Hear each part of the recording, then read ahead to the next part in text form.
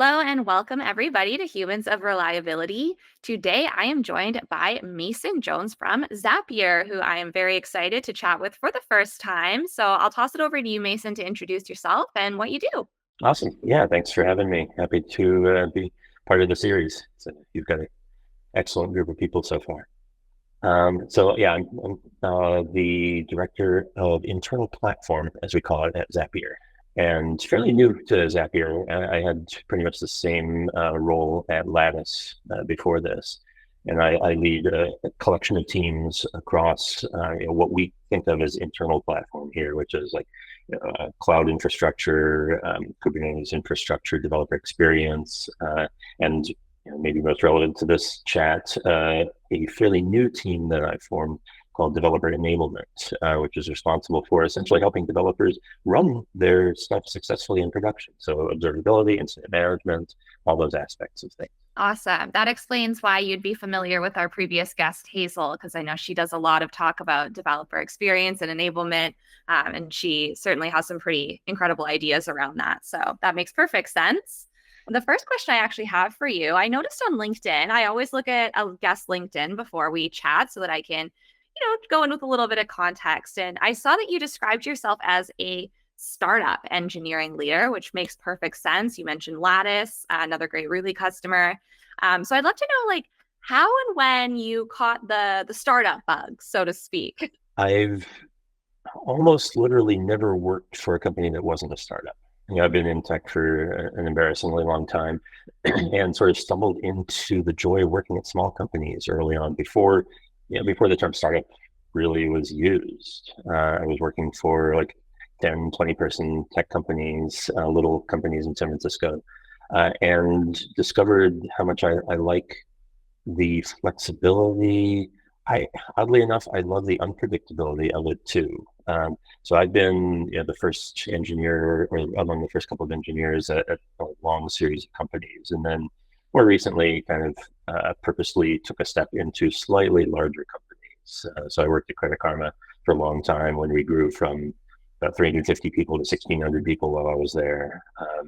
Barely a startup anymore. And then we were acquired by Intuit and we weren't a startup anymore. So it's just the fun of never quite knowing where the journey is going to take you and the opportunities that come with that. I've learned so much just from grabbing an opportunity that came along. Yeah, that's pretty awesome. I'm actually at my first startup right now, obviously, Rootly. But before that, I was only ever at like very large tech companies. I was at Shopify and Disney's tech side before that. And it is like a whole other world.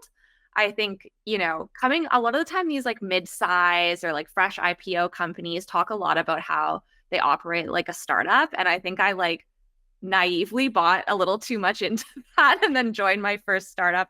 When I joined Ruli, we were just kind of coming up to our Series A. And I was like, oh, we didn't run like a startup. This is a startup. Yep. Figure out what does today mean? What do we need to do today? A lot less long-term planning, which is I mean, there are pros and cons with everything. But I just love the flexibility and the surprises that come along with it. Yeah, absolutely. I think one of the first things I had asked JJ was around how a certain thing was going to scale. And that's when he introduced me to the very famous startup concept around doing things that don't scale. And that kind of blew my mind because I come from a company that was, like I said, like freshly IPO'd. Every conversation we had was about scale. So it was a big adjustment. But I absolutely love the startup space and I see myself staying in this area for a long time. And I'd like to know, as somebody with a ton of experience, you've seen a lot of different startups. What makes an early stage company exciting to you? Like, what do you look for when it comes to that sort of magic of a startup that you're like, I want to be a part of this one? Firstly, I need to believe in what the company is trying to do.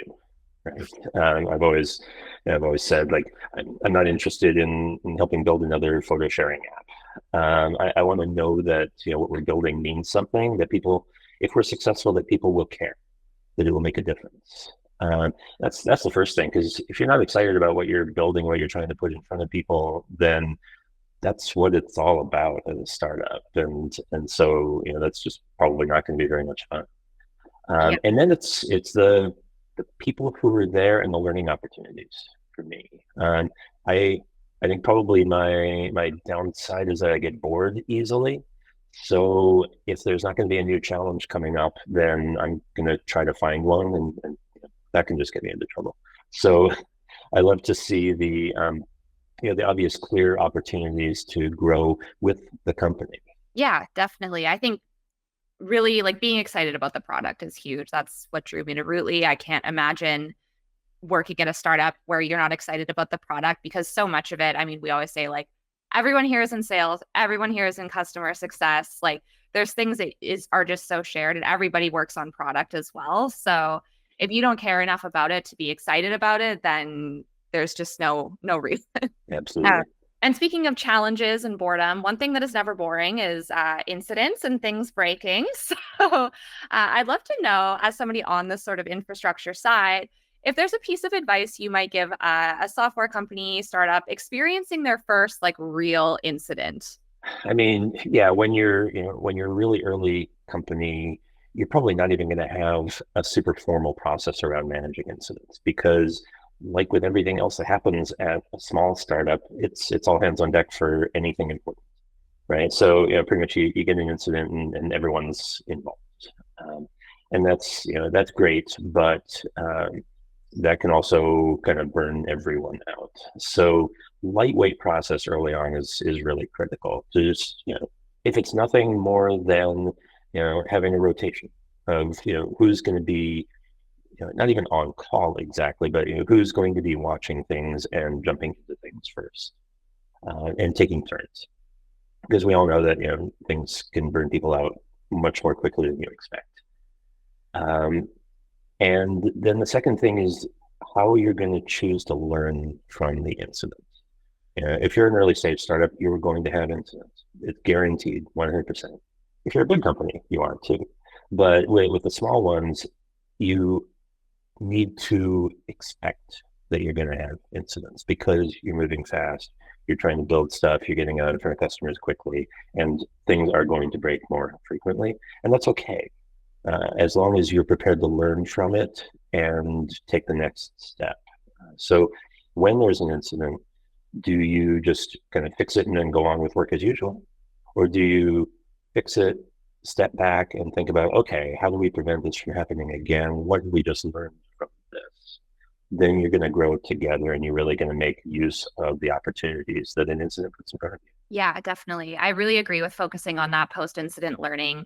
Even early on, I think sometimes companies think that we already like a retro is pointless. We already know what happened or whatever process you want to use. But at small companies, you're actually at such an advantage to really take those learnings and implement them throughout the whole company. It's much easier because probably everybody that works there felt the pain of that incident in one way or another. And also the first point, like don't overcomplicate it. Something lightweight might be fine. But it'll help you not have those conversations in the moment, which, always hitting the ground running is really important.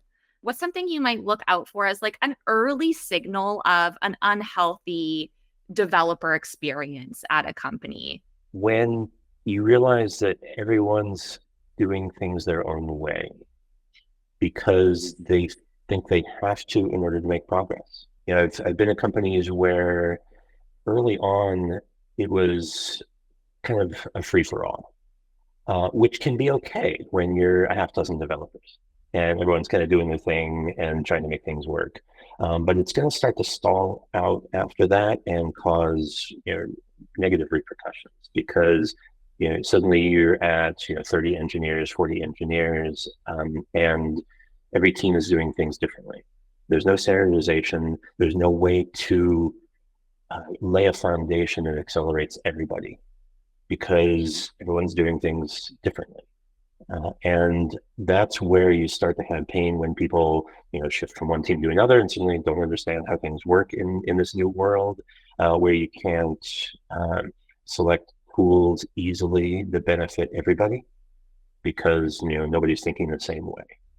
That's a big anti-pattern that's easy to fall into because again, early on, letting everyone do their own thing can be the fastest route to getting stuff in front of customers.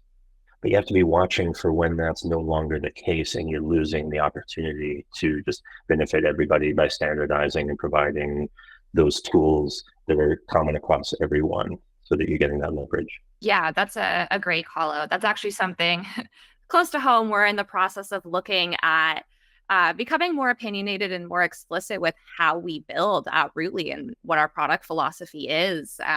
For that exact reason, I think things that felt so just like part of the DNA as the team grows, these things that we thought were explicit, we realize they're actually kind of more implicit and they're not so obvious to somebody who's first coming in. So JJ and I are working through a product philosophy that really makes it clear to people how to make those trade-offs and how we make decisions here.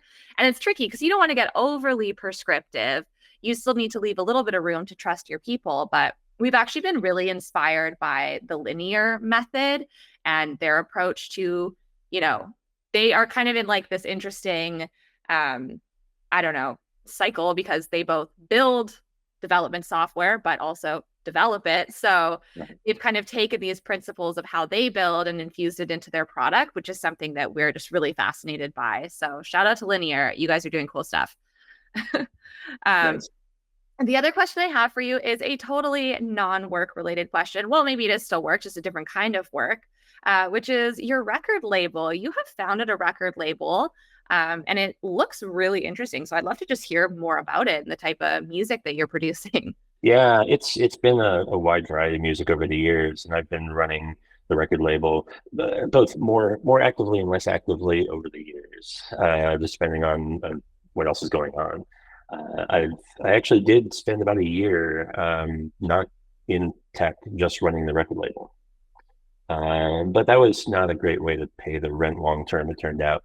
So I kind of got back to the tech world a bit. But it's mostly pretty weird experimental music with back in the day a lot of Japanese bands.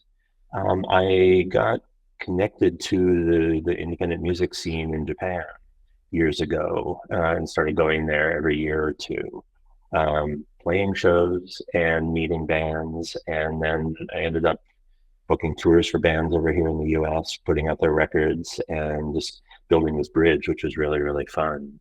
So these days a little bit more active, trying to just spend time doing my own music rather than the record label side of things. But it comes and goes. Awesome. Those are all five of my questions today, Mason. But as always, I always give my guests an opportunity to share anything that they would like to with the viewers. So if you've got a blog, if you're hiring, if you're doing a talk, anything at all, this part is optional, but the floor is yours for a plug if you like. We are in fact hiring. So Zapier.com/jobs will take people to the place. Zapier is and has always been 100% remote around the world. So no matter where you are, take a look. And in my area specifically, we are hiring some folks on this dev enablement team that we were talking about. So, you know, anyone who wants to work with incident management, improving that, observability tooling, and just helping developers get their work done, please take a look. Awesome. I am sure you will get some clicks to that job posting through this. And thank you so much, Mason. It's been a pleasure to chat with you. If you guys enjoyed this conversation with Mason, please do check out some other episodes of the show. But until then, we'll see you next time on Humans of Reliability.